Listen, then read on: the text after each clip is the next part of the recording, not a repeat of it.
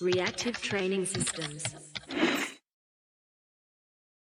I will try and get training done on the day of travel if I can bring my gear with me and find a gym. And I'll usually look ahead at the town and find at least two gyms in case the first one fails me some way. And that helps relieve some of the stress around training because I found that stressing or fretting about how I'm going to fit this into my travel worked so much against me that I started to put loose and general plans on how I can ensure stress levels come down, inclusive of these are the this is the volume I can drop. These are the accessories I can drop if need be. If this gym isn't open, here's another gym that's nearby. This is my important movement to get in. And if it can't be done today, I can put it tomorrow and perhaps drop something that will bank me more recovery.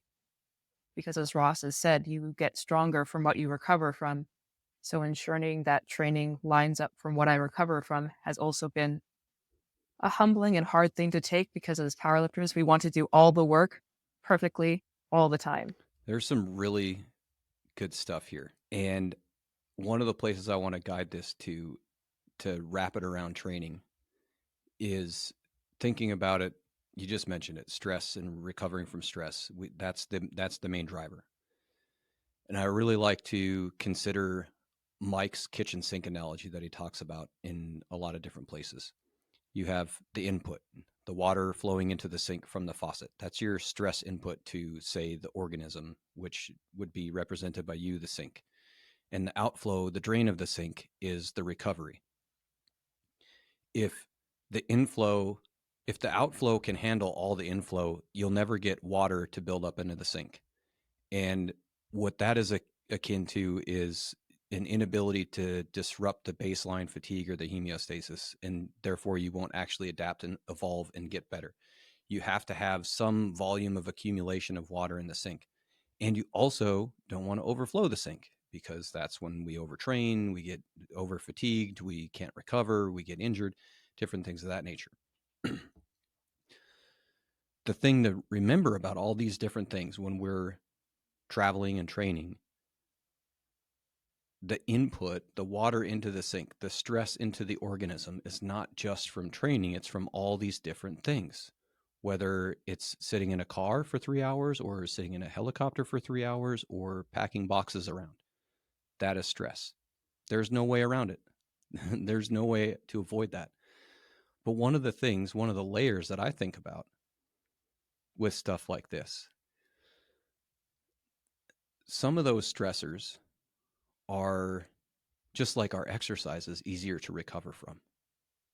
And one of the things that came to my mind for you, Mel, was like sitting in a car for 3 hours for me is a lot more stressful than sitting in a helicopter for 3 hours. I recall back to being an engineer and flying around mountaintop sites in Alaska. And that was amazing.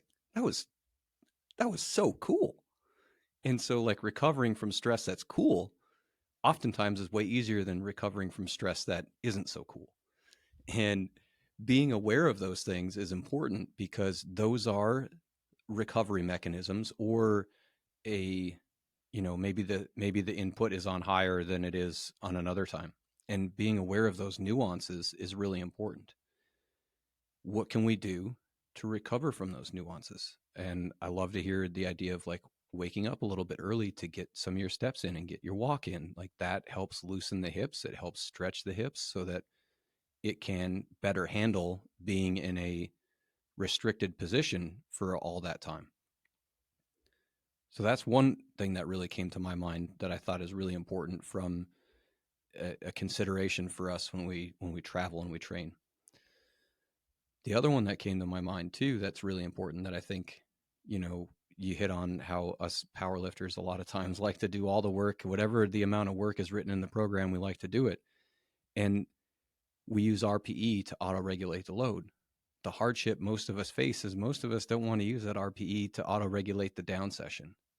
And all we do is unnecessarily add water to the sink in that situation, on top of already adding water to the sink. And that's when things overflow, and we're not going to recover from the training stress and the travel stress. And at some point, something's going to break. And we have to be aware of those things as we're navigating our training. And the way I like to think about it now as I've matured as a lifter is I cannot ever be, I can't let my down days define what I'm trying to do. I have to just let them be down, whatever they are. Because I know when I let the down day be the down day, I am much more likely to limit it to being just that down day rather than turning it into a down week and that down week turning into a down block. And that is a critical component, especially when we have all these other moving variables. And being aware of, I think, as well, like what part of it's fun and what part of it sucks. Hey, let me tell you something that I know about you. Your lifting is important to you. It's probably one of your biggest priorities. And for people like us, nothing compares to the feeling that you get when you set a new PR. That feeling of being the best that you've ever been, of doing something that you've never done before. This is what we're all after, and it's also what RTS specializes in. Getting you the absolute best program possible so that you can hit new PRs and reach your goals. We call it radically individualized training, and we're really good at it. Whether we need to account for busy schedules or equipment limitations, or precisely turn the dials and get the details of the program just right, we have the tools and the experience to guide your lifting to the next level. To us, coaching is all about leadership, relationship, and creative problem solving. A coach should be poised to help you make tough decisions about training and competing so that you can continually grow in your development. And of course, a coach should be a first-rate problem solver, especially when it comes to your training, technique, and strategy. Now, all this has to be built off of a really strong, professional coaching relationship that emphasizes trust and respect. Additionally, RTS coaches are not on an island. We have a strong network of professionals to reach out to, so if you find yourself in need of some specific expertise, say in the realm of nutrition or injury management or sports psychology, there's a deep expertise available there too. For more information, go to store.reactivetrainingsystems.com and click on coaching. That's store.reactivetrainingsystems.com, then click on coaching. Hope to see you on the team soon.